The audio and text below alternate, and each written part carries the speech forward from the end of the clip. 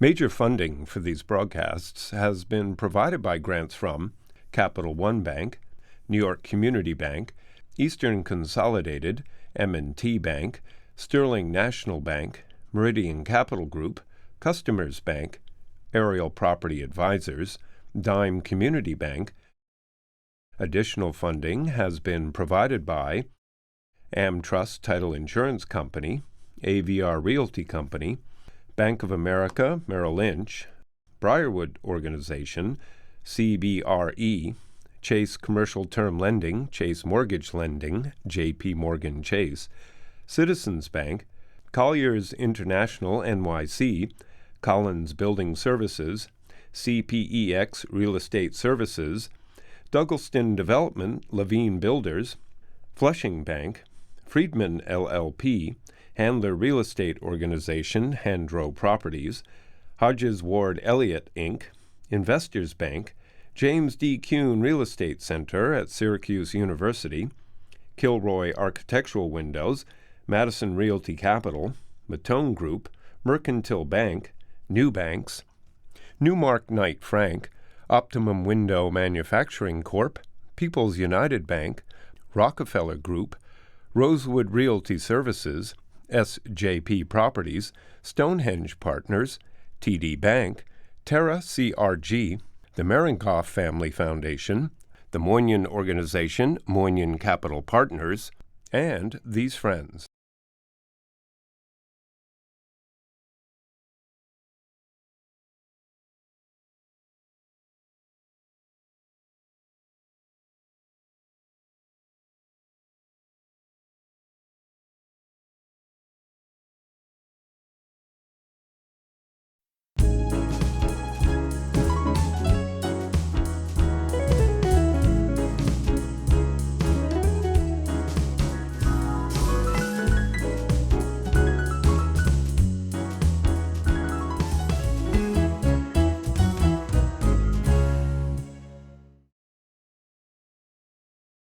North Halden, New Jersey. Paterson, New Jersey. Oh, I like baseball. I like sports. I like competition. A laborer at the age of 10, sweeping? Oh, I'm going to be a doctor because, we're going to spade my dog. I'm going to find this program up at University of Rochester, 242. Dad wanted me to be a urologist, but, maybe I'll do cardiothoracic. I'm going to go to a hospital in Hartford, and then I'm going to go to Memorial Sloan. But no, I'm going to really want to go to the Mayo Clinic. University of Alabama for a boy from New Jersey? This guy is not at the University of Alabama. He writes books. He lectures. He travels around. He has 18,000 surgeries. I have the cardiothoracic surgeon from the NYU Langone. Director of the Lung Cancer Center. Okay. A lot of fancy titles. Okay, you want to give the last name too, Dr. Robert Cerfolio. Okay, thank you for being here. Thank you. So tell me about your grandparents, how they came over here and how they created the name Cerfolio. First of all, Michael, thank you so much for that introduction. That was great. I haven't never heard it done that way. I think everything goes back to your roots. Everything goes back to your culture and what's been ingrained and inculcated in you. And so my great-great-grandfather on my father's side was an orphan. And ostensibly, the legend is that he was left at an orphanage at a few days of age. And there is some herb or flower in Italy that is named Cerfoy, and from that they made up Cerfolio. So when does Grandpa come over to America? So on my mom's side, my mom's parents were born here, but her parents came over. On my dad's side, my dad's mom was born here, but my dad's father came over looking for his father. Now your dad's father, first of all, I think he was involved with building bridges. He was, yeah. He poured steel for the George Washington Bridge. The George Washington Bridge. He was a laborer, but lived in North Halden, New Jersey. They had a beautiful home and a garden, gigantic garden. 1,000 tomato plants, apple orchard, peach trees. There were 40 or 50 of these when I was a kid. I remember growing up, climbing on them. Right, and you said subsequently from being a laborer, he became a farmer. He did. Yeah, they started selling their produce, and he thought that was an easier way than traveling to the foundation and doing all the labor work he was Right, doing. and you were also saying to me that what was interesting, that both your grandfather and your grandmother both really didn't have any formal education, but they became really business people. They did. They had no formal education. I think to the 5th or 6th grade was as high as they went. They could read and write, but at a very remedial level. But they had a great work ethic, and of course that's the most important So thing. tell me about your dad, and then tell me about Mom. My dad was one of 4. He had 3 sisters, and he was brought up in this home where there was a lot of hard work and, you know, grassroots type of mentality. He was the only one who really went on. One of his sisters was a nurse, but he was the only one who went on to college after that and then to medical school. He was But he grew up in New Jersey, in North Houghton. in North Haledon, New Jersey. Right, He went and- to he went to Chicago Medical School, and that's where he met my mom, who was a nurse there.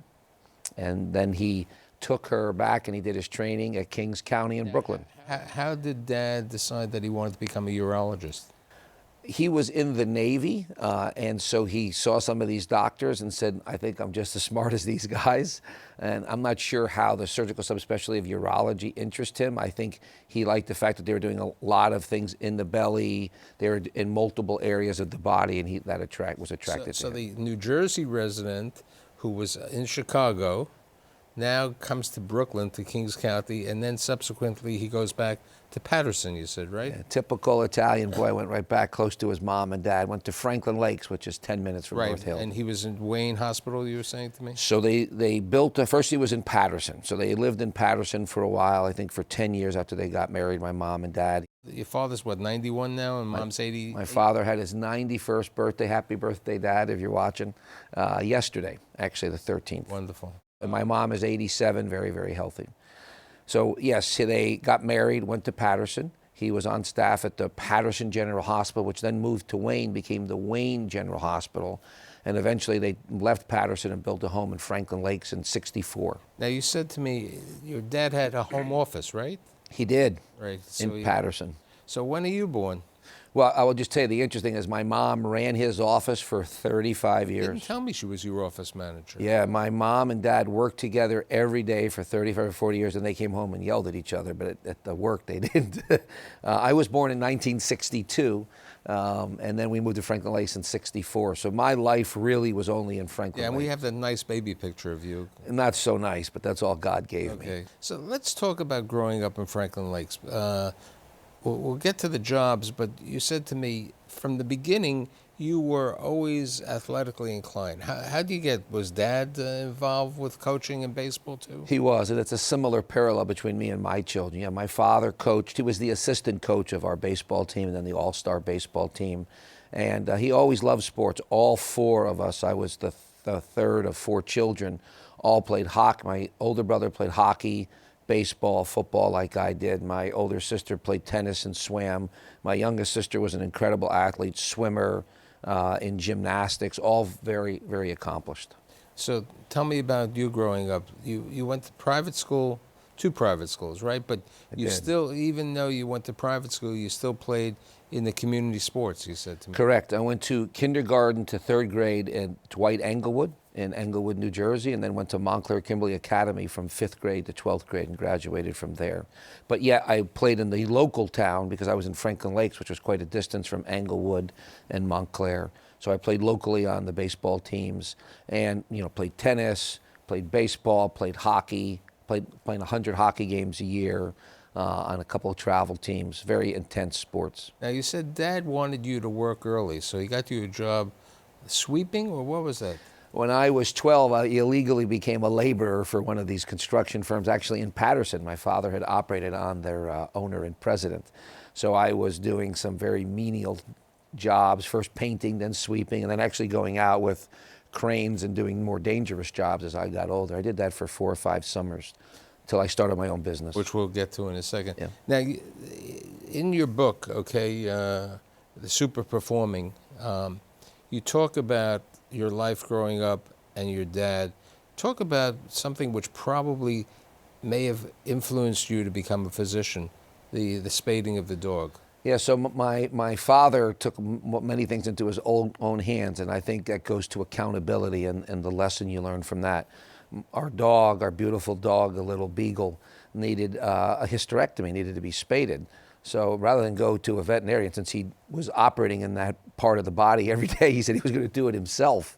And I was 12, what did I know? He gave the dog his own anesthetic. We built the board with little straps for the paws. We did this incredible operation. I remember assisting, and that day changed my life. I remember that like it was yesterday. I thought that was the most incredible thing to see my father, who you see take the garbage out and hit your ground balls, and now was doing this incredible operation on an animal we loved. There was nothing more special to us than our dog, and watch the dog fully recover from that operation and do great. It was amazing. So after the laborer, because you became an entrepreneur, tell me about the swimming pool business. Yeah, so I realized that my father was making me work to learn the lesson of industriousness. There aren't that many cardiothoracic surgeons and lung surgeons who could really say that they were in the swimming pool business. Let's hope not, at least. Right. So I said, Dad, I got the lesson, but I want to start my own business. I thought that would be something that would be financially beneficial, and also I'd learn a lot more. So my mom and dad were totally against it. They said, okay, we'll let you buy a pump and a vacuum, $150, and if you can't make that money back in 2 weeks, you got to go back to construction. Well, within 2 weeks, I had 4 or 5 accounts, and we were cleaning their pools. I gave them their money back in 5 days, and flash forward 5 years later, we were cleaning 400 pools a week, and I was making more money in 3 months over the summer, where the last couple summers. How do you decide to continue? Sometimes when you're an entrepreneur and you do that, how do you decide to be motivated to continue to go to medicine? Well, I didn't want to spend the rest of my life sucking dirt out of the bottom of a pool, but I had 10 people, at one point 9 or 10 people working for me. When I realized, when my dad was telling me I had to put money in their retirement fund, that I had to do all these other things that seemed very complicated, I still loved medicine. I knew surgery was what I wanted to do. I knew that early, and I was driven to do that and be the best at that. So I knew the pool cleaning business was something that was going to. But it was a good way for the summer when you were in college. Fantastic. Let's talk about, with regard to that. So you were All-American in high school on a variety of teams. How did you decide to go to Rochester? Yeah, so I was All-American in football. In high school, I was all-state in those 3 sports because I was All-American in football, baseball, and hockey. But given my size and strength, baseball was really going to be the only thing that I would have a chance to play at a collegiate level.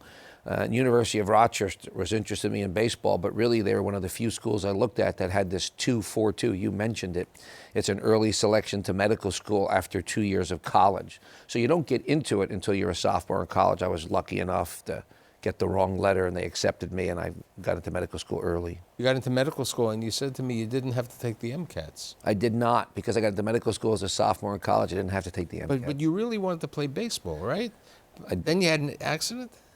No, I wanted to play baseball, and so the beautiful thing with the Rochester plan is it allowed me during the baseball season to take less of an academic load, like my son is doing now at Columbia during baseball season, a little less academic load, and I could load up during the non-season. You're one of the few people who played baseball when you were in medical school. Oh, yeah, so my freshman year I got injured, I hurt my ankle, and so I had 4 years of eligibility. The year I was first-team academic All-American, I actually was a first-year medical student. So I graduated in college in 1984, but I was a first-team academic All-American baseball player in 1985, which is really unusual. We had to petition the NCAA, and they said it was fine. So you continue at University of Rochester, as with plans to be a urologist at this time. I did. My dad is still the most incredible man in the world to me. I wanted to be like him. I wanted to join him in his practice. He had waited for me in private practice during difficult times for his son to come join him.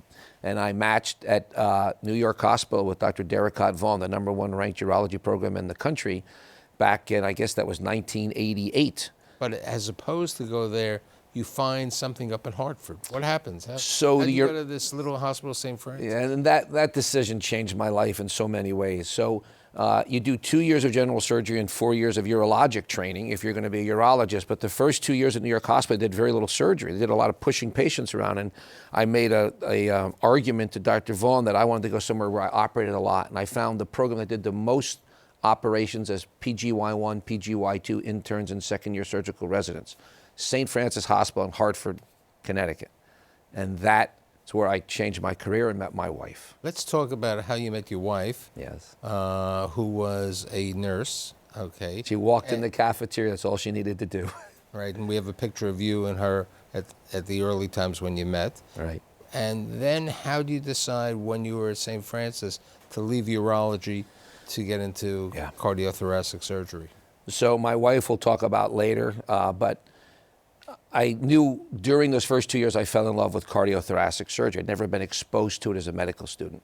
But I signed a contract with Dr. Vaughn, and that meant a lot to me because I was given a position to stay there because I was doing relatively well at Hartford Hospital in Connecticut, a very good general surgical program. I went to New York. I did my year of urology, fulfilled my contract. At Memorial? Well, it was at New York Hospital and Sloan Kettering. Then they had a combined program. Right. Yeah, I spent time at both places. They're right across the street, as you know. So at that point, I was in trouble because I didn't have a job in general surgery. They offered me one to stay there, but I had to do a year of research. And I said, listen, I want to do cardiothoracic surgery. I think the Mayo Clinic is the best place in the world. And you read the story in the book where I kept calling and finally got an interview at Mayo. Talk about that, because what happened was that you called up and you kept in touch for 2 weeks with the chairman of the department. Right. And finally he accepted you that you should go there. I called him every day for 2 weeks saying, I want to come there as a PGY3. And he kept saying, we have no spots for PGY3 because I've done 2 years of general surgery and 1 year of urology. After calling his office every day for 2 weeks, he finally said, you're not going to go away. I said, just interview me and see what you think. And after the interview, they gave me a spot as a PGY4 because I had done enough cases my first 2 years, more than most of their PGY3s. When did you get married? Well, I asked her out. She said, I won't go out with doctors. And so now the challenge was down. We got married in November 1990. And at that time, you were up at the Mayo Clinic or in? We were engaged. My first 6 months in New York, we got married in Connecticut. And then I dragged her to Rochester, Minnesota, where we had very warm. Yeah, really warm. She's from Connecticut. I'm from New Jersey. I took her to Rochester, Minnesota, and then Birmingham, Alabama. How did the Jersey boy get to Birmingham, Alabama? Well, at Mayo, I did my last years of general surgery, 3 years of cardiothoracic, spent 5 years there. My first son, Robbie, my middle son, Alec, were born. But we wanted someplace warm. There's a real connection between Mayo Clinic and the University of Alabama because of a guy named Jim Kirkland, famous heart surgeon. And so that's where I went. You're 34, right? At this time? That's probably about right. How do you build the cardiothoracic surgery and the lung? I was very fortunate. University of Alabama is a world-class hospital with great people. I spent 21 years there. They are and always will be my family. They gave me a great opportunity to build. They gave me resources, and we were lucky enough to build really one of the best, I would say, the best lung cancer program in the country. Now it's here at NYU, but it was there. What happens one day when you're performing surgery and you hear about your wife? Yeah, so the day my wife was having her mastectomy, I had already scheduled, I think, 9 or 10 operations that day with people with cancer. And so and I have visitors. I'm lucky to have visitors every day. We operated yesterday here. I had visitors. In Alabama, I had visitors. And the breast surgeon came in and told me that she had done the lumpectomy, but the sentinel lymph node was positive. And I was operating at the time when I got that news, which was in a way devastating. And I talk about that in the introduction to the first book. So let's talk about, because I think part of the book is an inspiration, talking about you and your wife and your career. How do you decide to write the book? Again, it's always challenges from my children. I always tell my children that I don't want to hear you can't. I don't want to hear excuses. And I think at some point I said, you know what, I should write a book. And my sister said, well, Dad, don't talk about it, do it. I said, you know what, fine, I will. And so now I've written 3. But let's talk about the first one, which was written a little after your wife passed on. Yeah, and actually it was almost really done before she passed away. You say in the book the last chapter would have been different. It was supposed to be we lived happily ever after. She was the love of my life. I miss her every second of every day. But so when I was writing the book really about the process of improvement, and that it's about process and not outcome, and preparation, and really being engaging your teammates, having teammates engage and align. I think the book is a self-help book. It is a self-help book, and initially it was called The Athleticism of Surgery. But the people who were publishing it thought it would be better called Super Performing at Work and Home, to sell not just to athletes or executives, but to everybody. It is a self-help book, but the last 2 or 3 chapters is a love story about my wife who had breast cancer, got chemotherapy for it, and the chemo caused leukemia. She did not die of breast cancer. She died of complications from the chemo that caused acute myelogenous leukemia.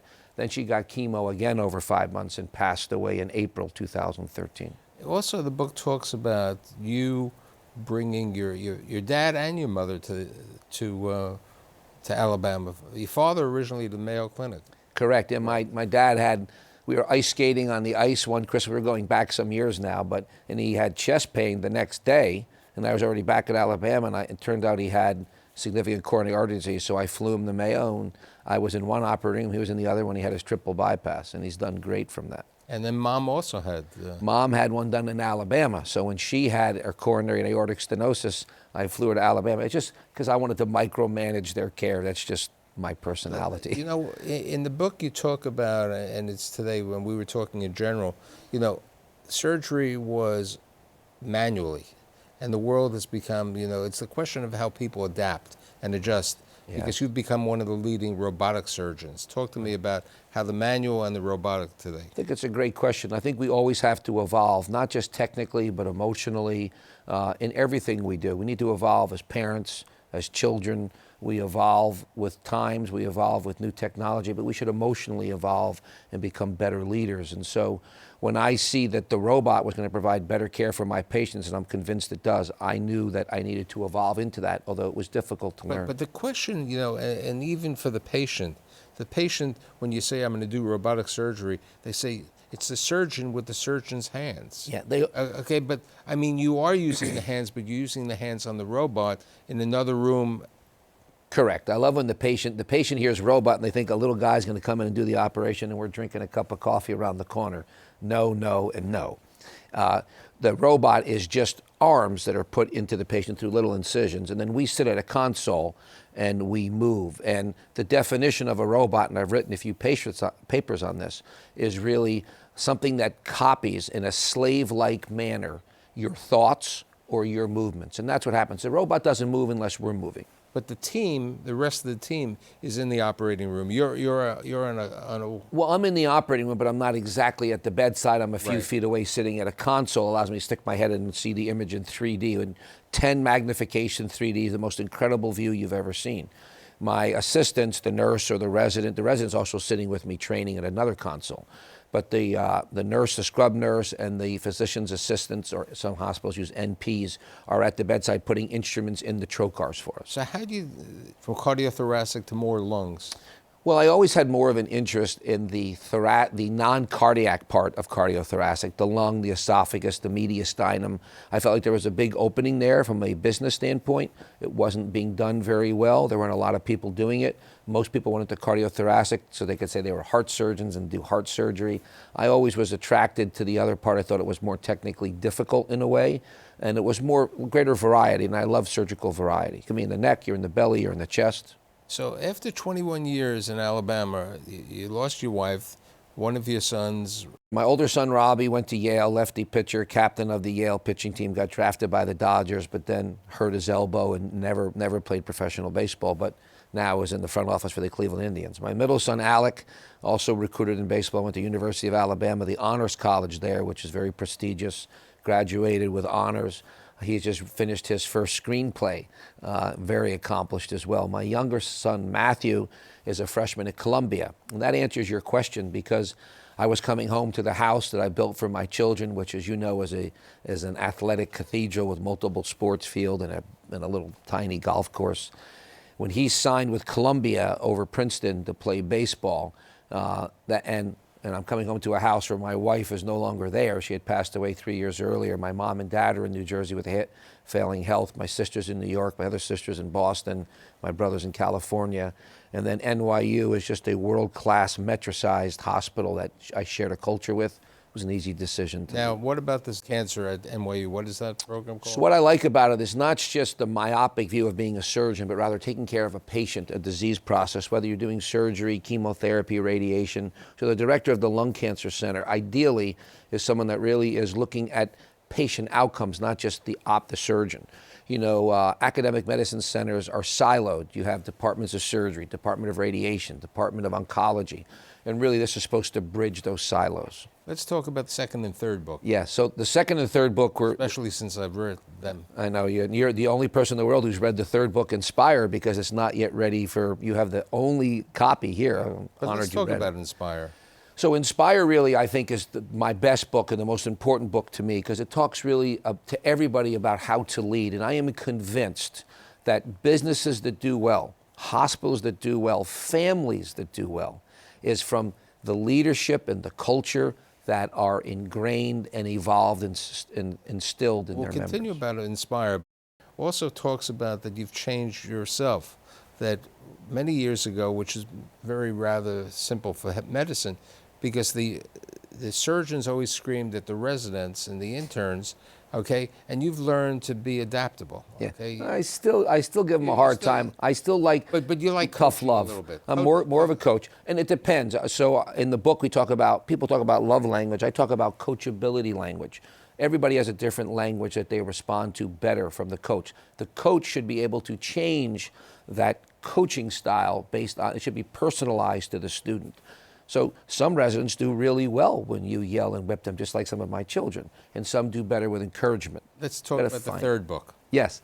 So the third book is called? Third book is Solving the U.S. Healthcare Crisis, which I was charged to do one day by my children because I was tired of watching the how patients' care were being politicized by Republicans and Democrats arguing over nonsense instead of taking care of people dying. So people are going to ask, you know, you write all these books, you speak around the world, okay? You know, we have pictures of you in India, China, and other places. And then you do 8 to 10 surgeries a day also?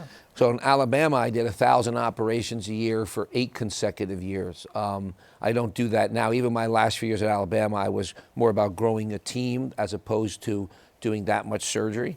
But we had the highest quality. When people said you couldn't do that much and do high quality, well, the data shows that's not true. So what is really good is, thank God, you left being a laborer. You left a very successful swimming pool business. Yeah, I missed the pool. And you became a wonderful surgeon and very important to the community. And as you say, people have to adapt and people have to decide that this is the next career. And in the book you also mentioned every 7 years, if you have the possibility, you should also... You should reinvent yourself. Every 5 to 7 years you should, I'm not saying you get a new job, but you should, you know, do a 360, see what you do well, see what you don't do well. There's so many things I don't do well that I need to improve that I'm going to really work hard on those today and tomorrow. I'm going to get better at those things, and that'll take me down a different path to help more people, hopefully. So in this career and this life portion, I think the NYU Langone and your parents being nearby, your sister and your son, I'm happy. Thanks for being here today. Thank you so much for your time, Michael. Thank you.